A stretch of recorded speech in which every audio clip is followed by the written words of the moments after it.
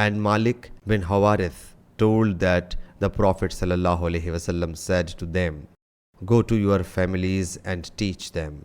Hazrat Abu Jamra narrates that he was an interpreter between Hazrat Ibn Abbas radiyallahu anhu and the people, and he told me that a delegation of tribe of Abdul Qais came to the Prophet ﷺ.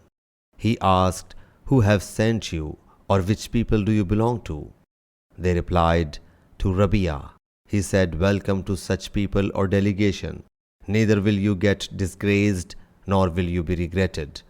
They submitted, "We have come to you from an extremely distant area, and this tribe of the infidels of Mudar intervened between you and us, so we cannot come to you except in the sacred months. Hence give us such an instruction as we may tell to those who have been left behind at home, and by following which we may enter paradise." So he commanded them to observe 4 things and forbade them from 4 things. He commanded them to believe in Allah Jalla Jalaluhu alone and said, "Do you know what is meant by believing in Allah Jalla Jalaluhu alone?"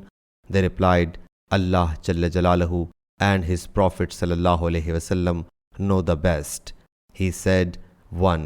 To bear witness that there is no worthy of worship save Allah Jalla Jalaluhu, and verily Muhammad Sallallahu Alaihi Wasallam is Allah's apostle.